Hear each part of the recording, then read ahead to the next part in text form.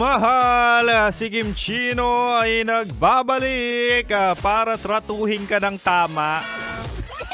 Ang pagtrato na hindi mo naranasan sa ex mo.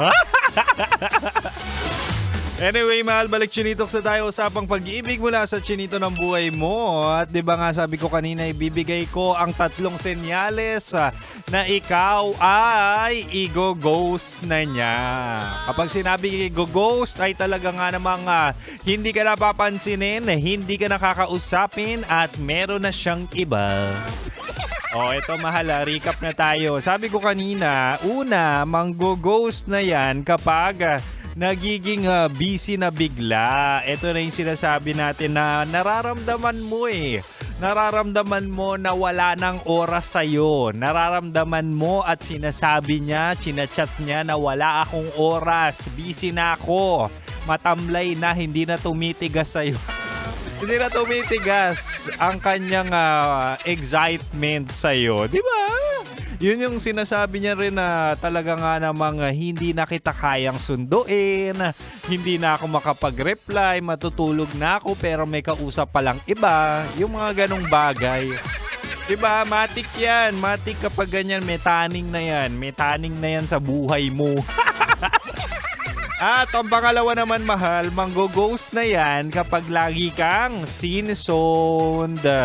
Ito yung sinasabi natin na totally isisin na lang niya yung mga messages mo. Ito yung sa social media apps na messaging, 'di ba? Feature 'yan na kapag nabasa o na-open yung message mo ay makikita niya talaga, makikita mo. Ay nako, kung kanina nakakapag-type pa, nakakapag-reply, nakakapagsabi na busy siya, ngayon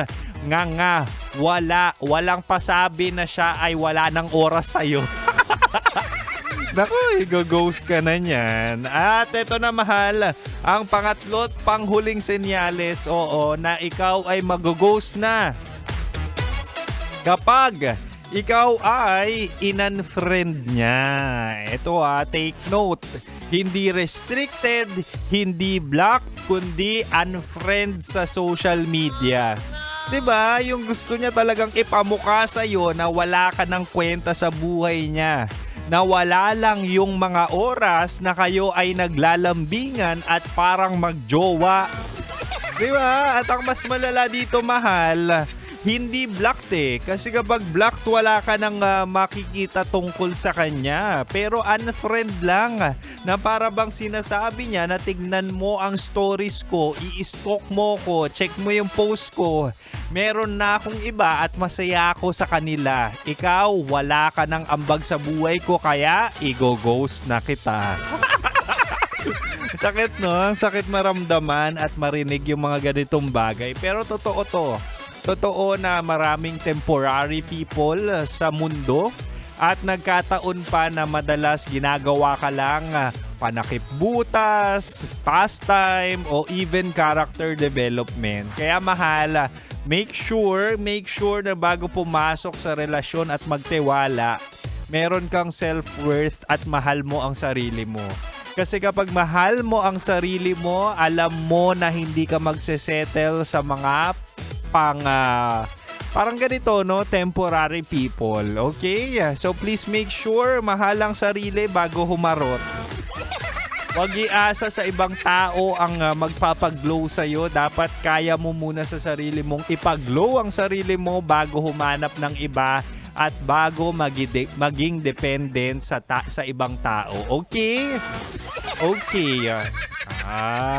Sana mahanap mo na talaga yung para sa'yo. Sana makilala mo na in person si DJ Kim Chino para matrato ka ng tama. Anyway, mahal ako'y magpapaalam na. Huwag kayong mag-alala. Susunod na po sa akin sina Rocky Terra at Titan Jello sa kanilang programang Rocky Secret Files with Jello. Kaya mahal, dito ka lang sa amin. Dito ka lang sa 90.7 Love Radio. Kailangan pa bang i-memorize yan? Basic!